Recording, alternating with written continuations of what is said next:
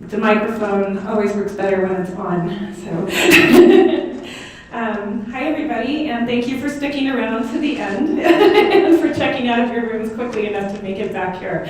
It is an honor and a privilege to be here and amongst all of you, and particularly to talk about a place and a people that I love so much. So one thing that's not in my bio is that I am a 10th generation New Mexican on my father's side.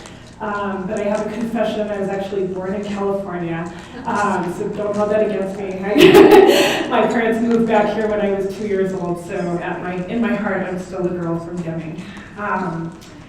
So, when you are in the center of a stand of aspens, one of the most wonderful things and one of my favorite things is to stand perfectly still and to hear that breeze go through the leaves and to hear that quaking. And I have to say that being in your midst yesterday and standing and sitting in this room of people was much like sitting in the center of an ancient stand of aspens. To hear the murmurs and the conversations, the presentations that took place from this stage, or maybe it was one room over, that took place from this stage was much like sitting in the center of that stand. We know that aspens, some stands of aspens are among the oldest living organisms on Earth. And even though we see individual trees, that group of aspens is actually one living organism connected by a deep root system.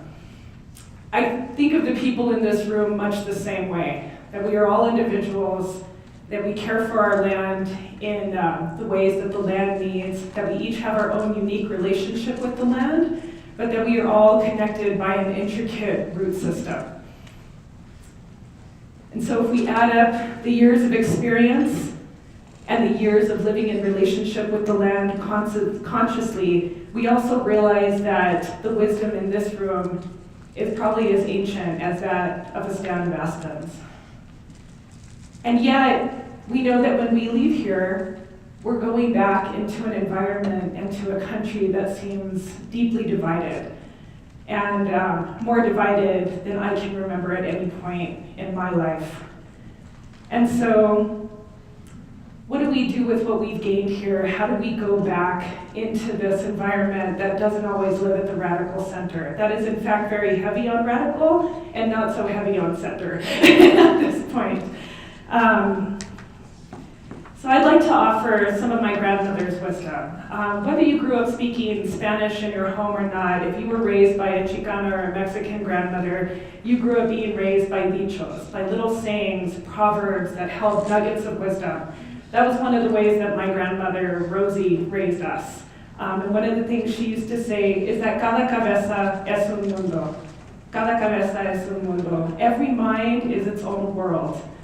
And I think we can see how this plays out now in our society, how if we're sitting on opposite sides of the aisle, we can look at the same image or hear the same story or get the same piece of news and yet have radically different perspectives on what that means, or even if it means anything at all. So of course, I'm no exception to this. My mind is also its own world, and my mind and my heart and my soul were very much shaped by the place where I grew up and by the people who raised me. So my next confession is that I did not grow up on a farm or a ranch. I do not come from people who raised animals or who grew their own food. Much like Ernie Atencio spoke about yesterday, I was part of that, one of those early generations of people who started to live off the land. My story of connection to land is actually one of a severing of that connection. It's a story of displacement. And I think a lot of us probably have that in common. So back in those earlier generations of Oteros, my people were sheep herders in Peralta in central New Mexico. And I know that somewhere along the way, we lost that land and we lost that connection to animals, and slowly my family migrated south to Socorro, then to Garfield, where my father was born, and then eventually to Deming, where my grandfather tried to find a job at the post office. This is where my mother was born too. This is where I grew up, in a town that had one stoplight and one high school. I think we're up to 2 stoplights now. One of them has a green arrow, so that's pretty exciting. I don't know how we lost our land, but I imagine it's the same story of many Chicano and Hispano farmers and ranchers in New Mexico, that once land changed hands from, or once this place that is now called New Mexico changed hands from Spain to Mexico to the US, once the economy changed from a collective economy to a cash economy, what probably happened is that we could no longer afford to care for that land.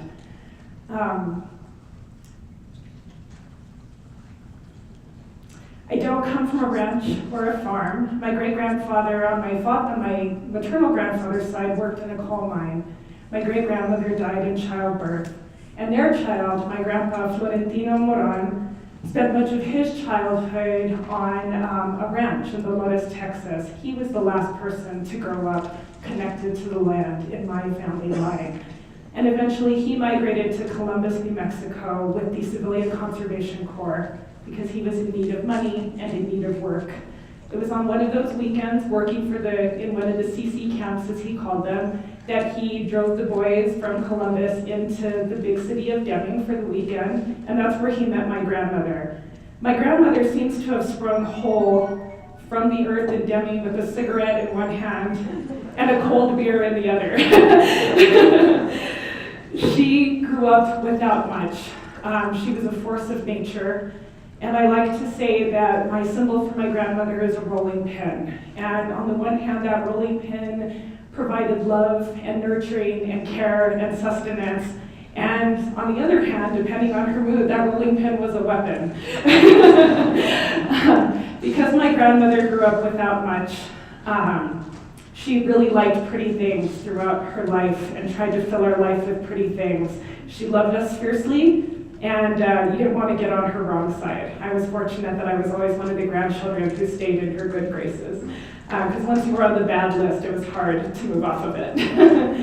So though I don't come from a farm or a ranch, I do come from amazing sunsets. I come from blankets of stars and summer lightning storms. I come from dust. I come from a yard littered with goat heads and with rocks that often smelled of manure because though we lived in the middle of the desert, my parents really wanted grass and never got it. I come from men who work with their hands, and I come from generations of stories. One of those stories says a lot about how I was raised, who I was taught to trust, and who I was taught to fear. And though I was raised on the US-Mexico border, about 30 miles north of it, I was often confused about who I was and who our people were. My grandmother, though she spoke with a thick accent and her first name was Genoveva, insisted that we weren't Mexican. I knew that we weren't white, I knew that we weren't black, and I wasn't sure what we were because I didn't know what that thing was that sat in between. And so when I was about 5 years old, I have a very clear memory of two children coming to my door, and I opened the door, and I knew they were my neighbor's grandchildren, and they were speaking Spanish. And it was so confusing for me because I thought that Spanish was something like puberty, that I would get it at some point. That when I began to develop, I would also develop an ability to eat hot chili and an ability to eat Spanish. So suddenly I was presented with these two kids who were smaller than I were, and I knew that they were saying that they wanted to play with me, and I knew that they were connected to my neighbor. I knew that we probably had a lot in common, but what I said to them was, no, I cannot play with you. I don't play with Mexicans. And then I closed the door, and my mother was standing behind me, and she said, did you just say what I think you said? And I was like, well, I don't know, what do you think I said? and then she asked who I thought I was, and I realized I had no answer for her, and it would take decades for me to have an answer, not only for her, but more importantly for me, and for the next generation of Oteros and Morons.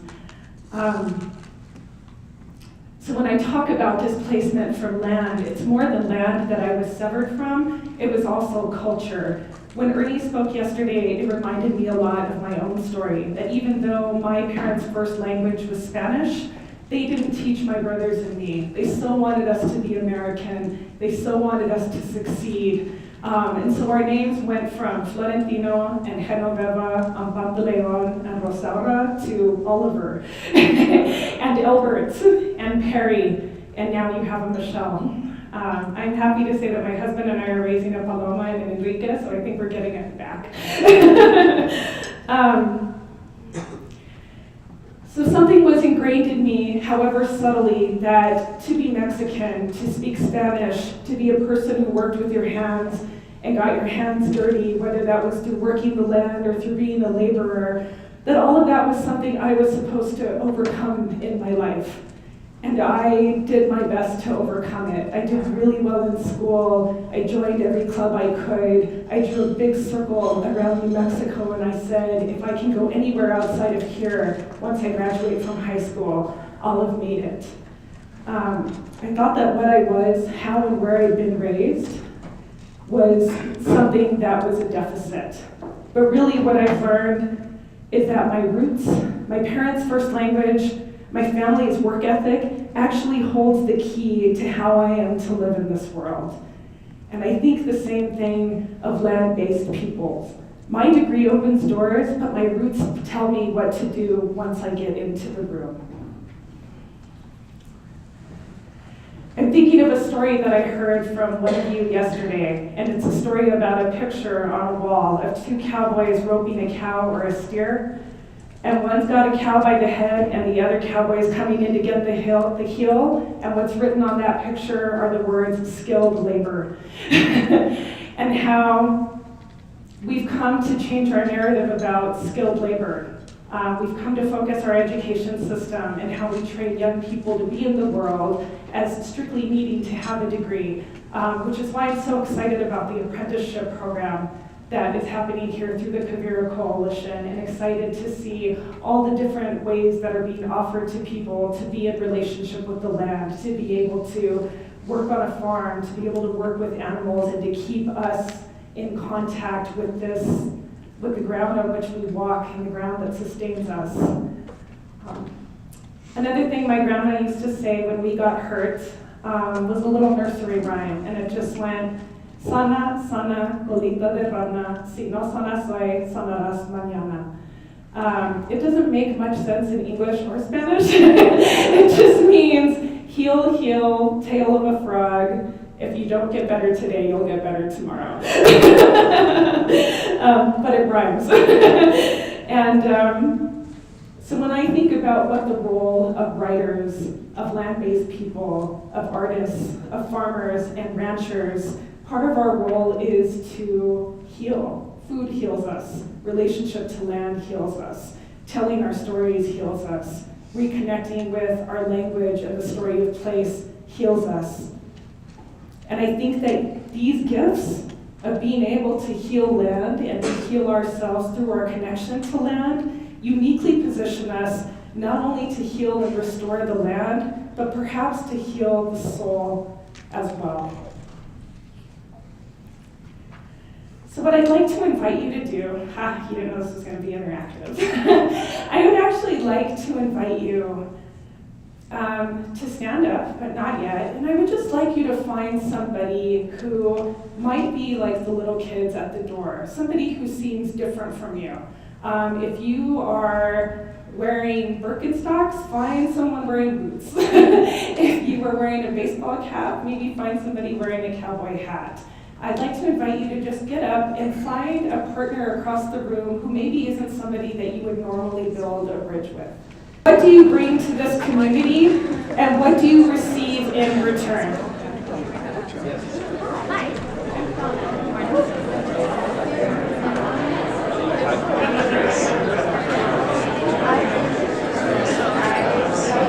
So, I'm saving the last kind of 15 or so minutes of this talk to be able to hear some reflection back from you. So keep holding on to some of those stories. We'll do another conversation or plática, and then I'd like to hear some of that. But, I'll continue with the formal portion of the talk.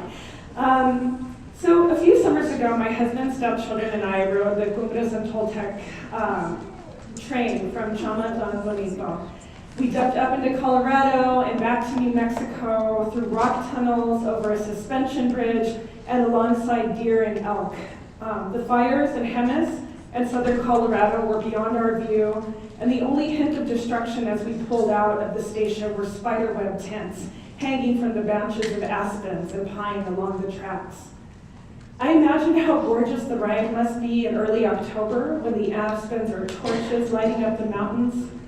I looked for the aspens. I love having them around me. Their white trunks that are slender and sturdy, the knots that are like eyes taking in the forest, the heart-shaped leaves that are the green of apples in spring and summer.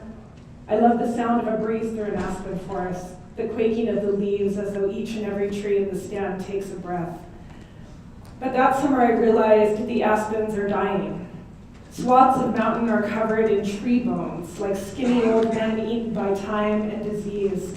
Those spider webs are silk cocoon sacs, writhing with the larvae of tent-making caterpillars that, together with bark beetle, drought, bronze poplar borer larvae, and climate change, have led to sudden aspen decline, or SAD.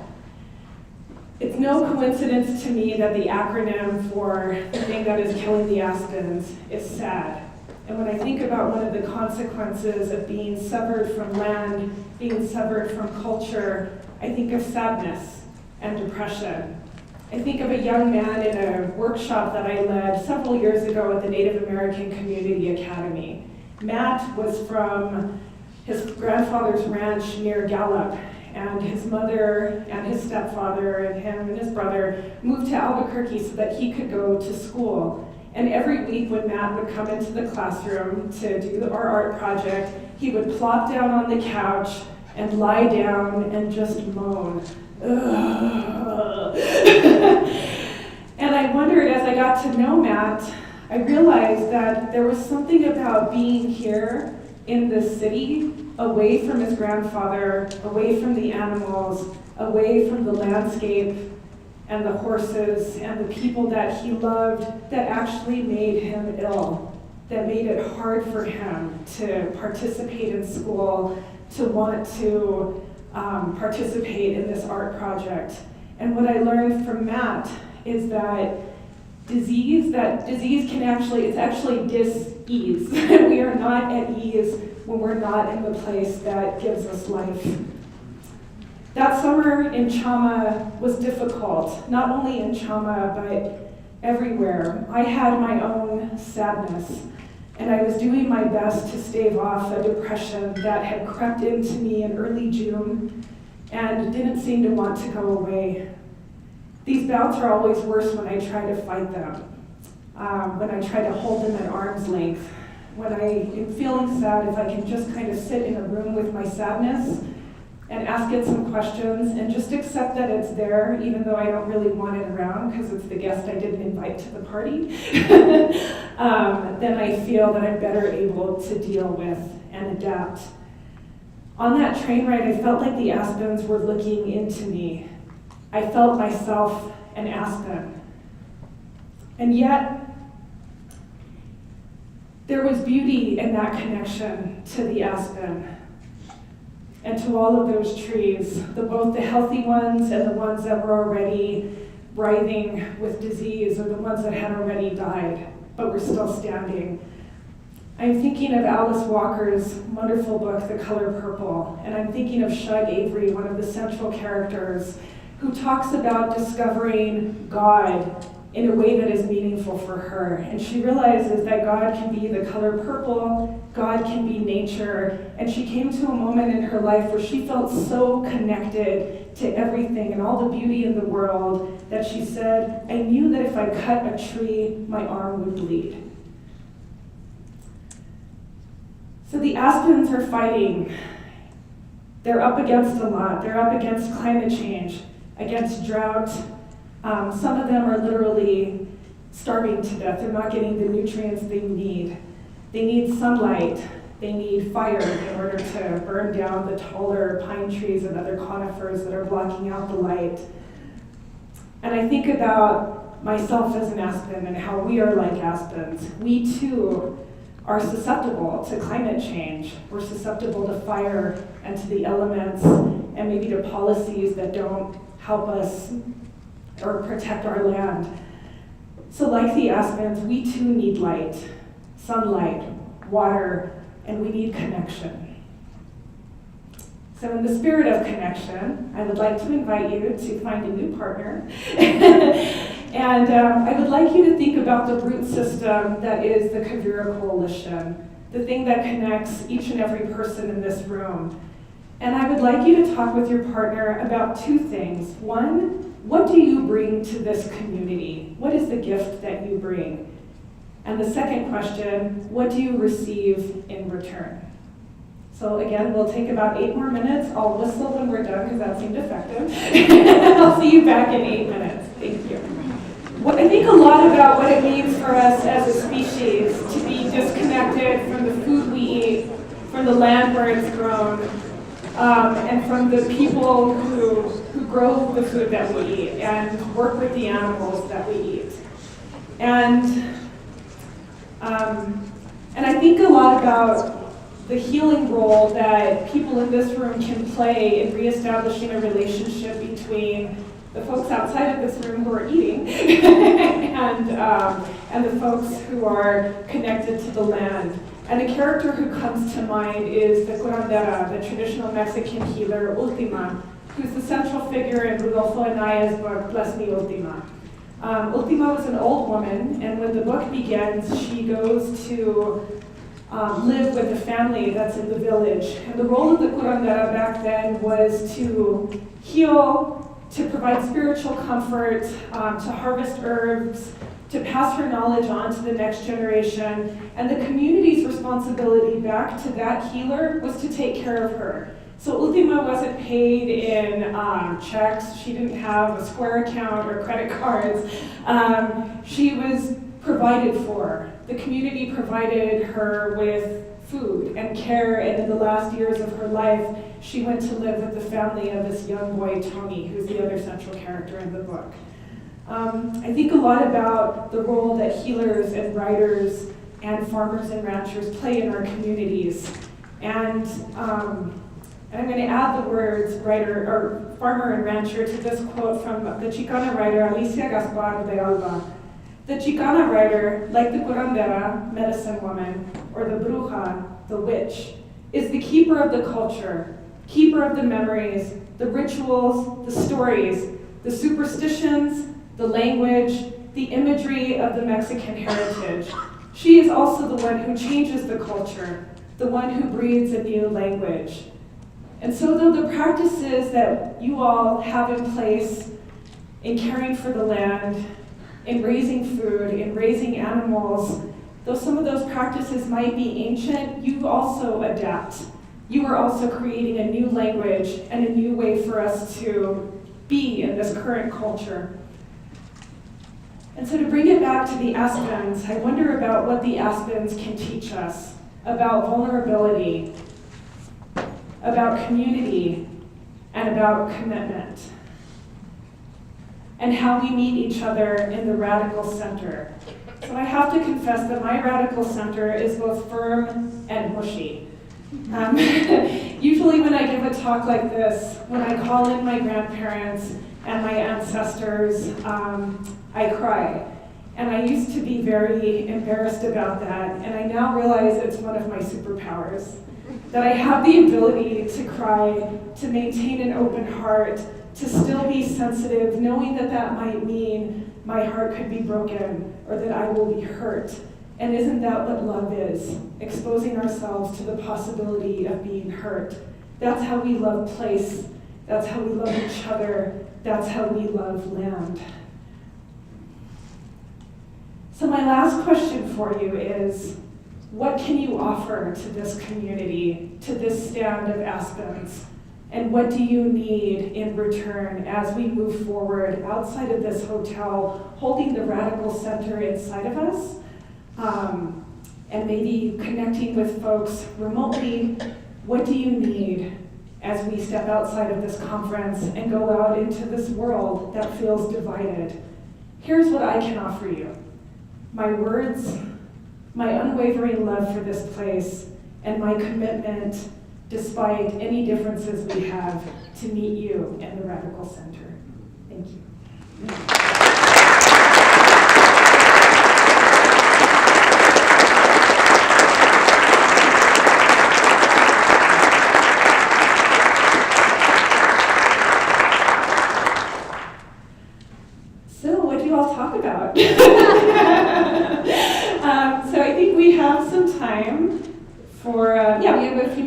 questions and comments, and we've got some microphones here and here. I would love to hear some of your reflections from your conversation, or really from the conference in general.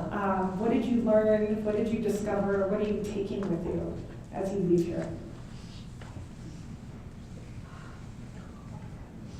Or just shout it out. Yes, ma'am. Okay, thank you.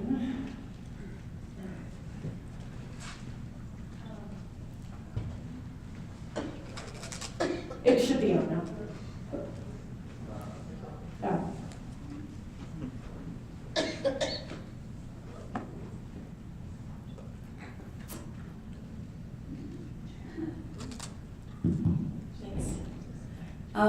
I've been coming to Quivira now for 7 years, and this was the first time I sat in the Michael Phillips roundtable today, and I really understood that mycelium concept, except for the people that come here are now inoculated with these ideas, and I think that's how we can go back out, because we're inoculated now. All right.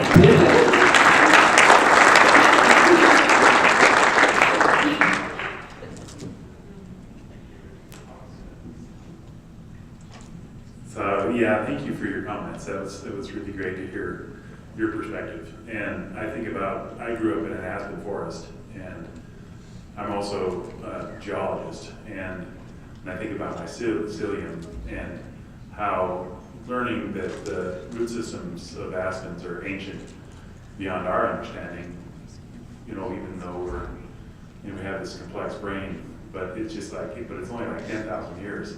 And for a geologist, that's not very long. But for a single stem of aspen that lives 20 to 60 or 80 years, it's more than you can imagine. You're part of this greater thing that you can't really grasp, and that's how we are. But that root system is America.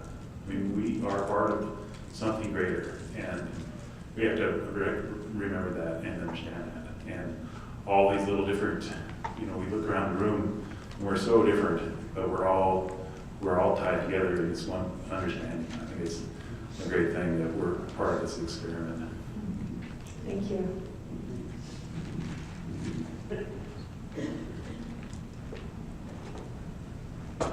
This light is a little blinding, so you might need to wave your arms. Jan?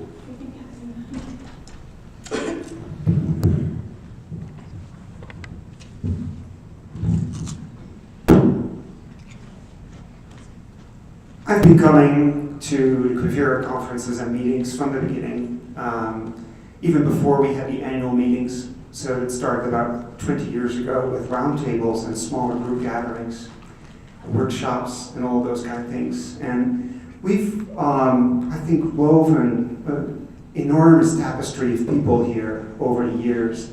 And over the years, I've wondered how it would evolve. And the last couple of years with the transition within the Quivira organizational structure, maybe the stem of the tree, you could say, I was wondering whether the roots would hold on. And I came this year with some trepidation. And I'm seeing the last couple of years that actually that trepidation was really not necessary, because there is so much resilience and so much rejuvenation in the community by all the young people, by all the new people that are coming. It grows on and it keeps growing and it keeps giving.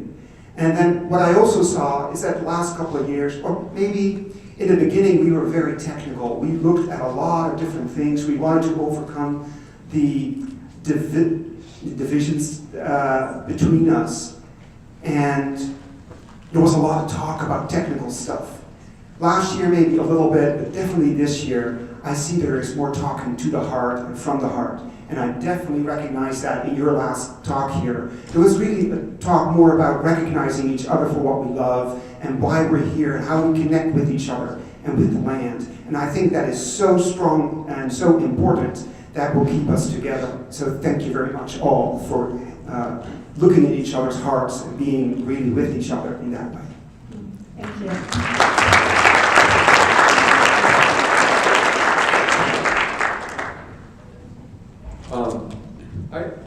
I like the analogy of the aspen, and I like the fact that they're clonal and have such ancient history in place, and much like our own society, our own communities, sometimes fire, sometimes drought, perhaps climate change, exert these powerful stresses that fuel might be the wrong word, but give birth to rejuvenation of some sort. And this organization, I think I've missed 2 of these Quivira conferences in my short life, and I've been really impressed with how much we've increased our diversity. It's not farmers and environmentalists, or ranchers and environmentalists arguing over public lands grazing. It's like this whole community of regenerative thinking and embracing, not accepting diversity, but embracing diversity. And for me, I come now, I'm almost like when you take a walk on the beach and you don't know what you'll see, but you find little treasures. And they might not be treasures to anyone else, but you know, a shell or a rock or a little something that washed up, that's amazing. And I come now, I just have these nice encounters with really interesting, really wonderful folks, and it brings happiness. And it helps, you know, it helps balance the scale when we're faced with, you just kind of check in on the news every morning, it can be kind of depressing. And so this is a really nice way of having community that's really spread all over. I used to think, oh, we're spread all over the Southwest. No, we're spread all over the West. No, we're spread all over the country. And now I'm meeting people from all over the world that are coming to this thing and sharing what they have to share. And it's really great. So I really applaud the new generation of leadership for Quivira and our new staff and all. You guys are carrying the ball, and it's great. Thank you.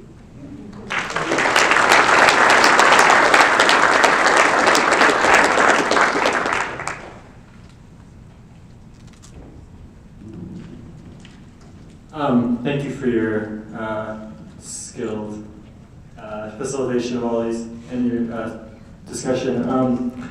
This is something I've been thinking about a lot. I've come to this conference for 5 years. I moved home after reading Holistic Management and coming to this conference, home to Texas. Something that I've been noticing in my own life is basically, you know, I am inoculated with so many great ideas here, and I've slowly, much slower than I would have liked, starting to implement some of them. But so much of what I'm able to do or not do really depends on my own personal healing, because I think, you know, so much of the degradation that we're seeing is a reflection of our own hearts and minds, and we've sort of been inoculated with a lot of difficult ideas about fighting nature, and you know, that we're sort of these physical, what's the words? You know, basically that we're just matter in a sea of matter that doesn't really matter. You know what I mean? That kind of idea. And so I hope that it looks like Quivira is moving in that direction, and I'm personally moving in that direction. Really finding ways in which you can break down these human walls, both, you know, your own personal mental walls, as well as interpersonal walls, because so many of these issues, you know, I was just discussing, you know, we were saying that basically we're maybe these little flowers, like in a sea of people that have all kinds of varying opinions about what's happening, what you're doing. So just trying to find ways to not be antagonistic towards yourself or others, and really try to like keep pushing on the message that nature is trying to give us. That's what I'm hoping to do in my own life and work. And Quivira is a big part of that. So thank you. Okay. Thank you.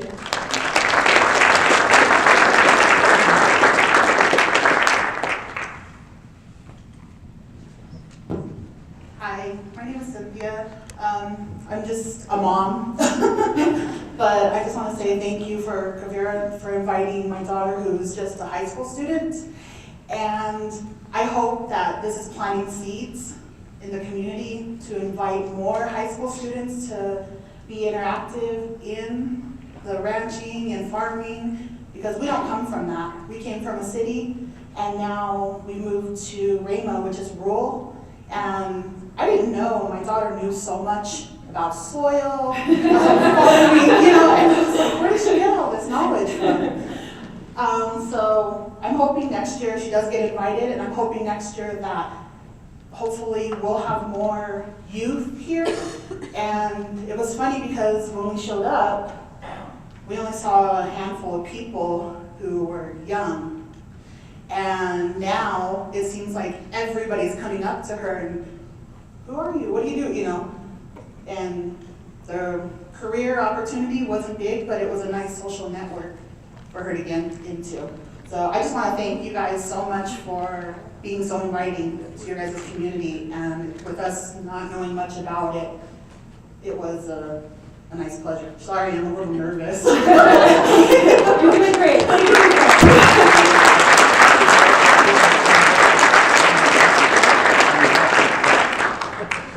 I'm also nervous. I wanted So was to. I. The more you talk, the better it gets. I hope. I just also wanted to echo a theme of gratitude.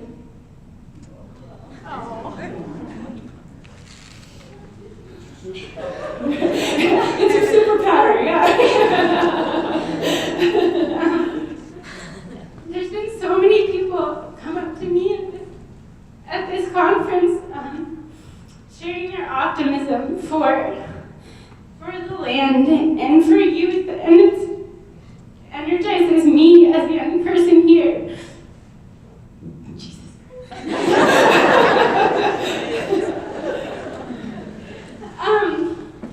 But I think it's important when we're talking about bridges for the youth to thank our elders and the mentors that have taken us sort of under our wing. So thank you to all of you.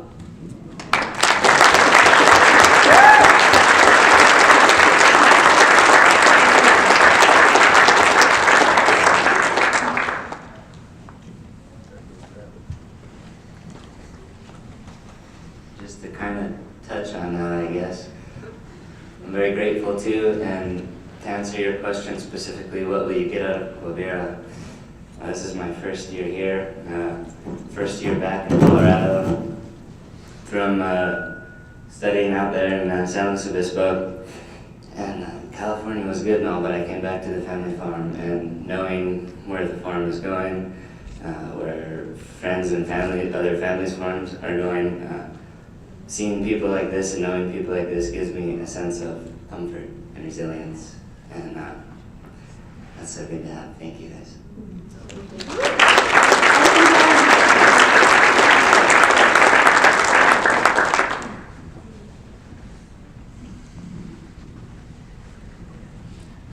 I'm getting to an age where sometimes I wonder why I should bother caring, and because what things are going to be like in 100 years. And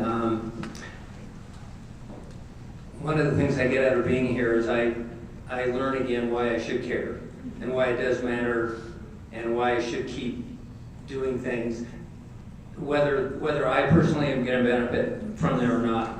But just learning to care and why I should keep caring is a good reason to come here.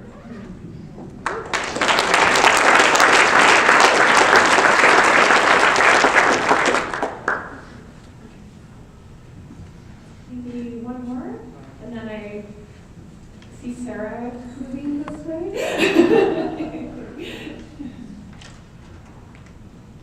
Ja, det kostar.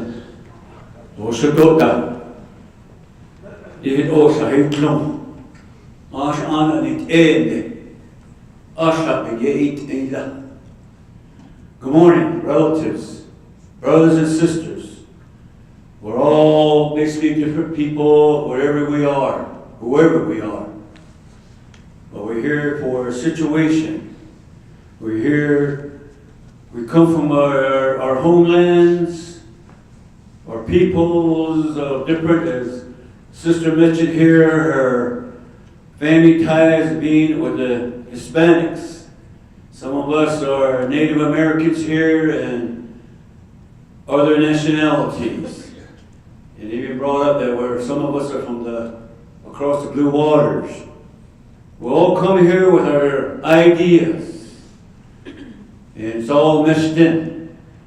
As mentioned here by others.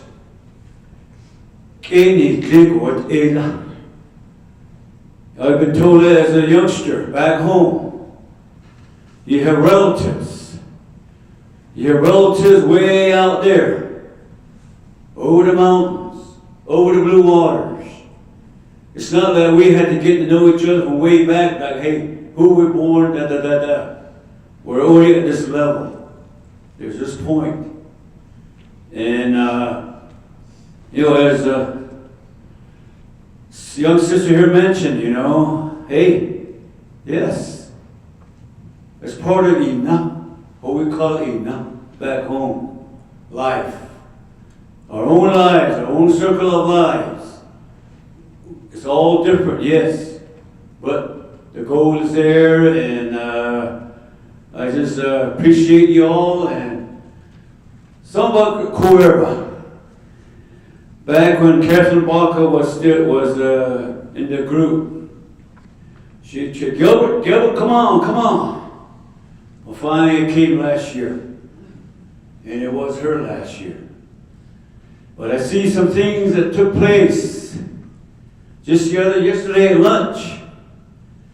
People came in, we were sitting at the table there talking, and Sarah comes over.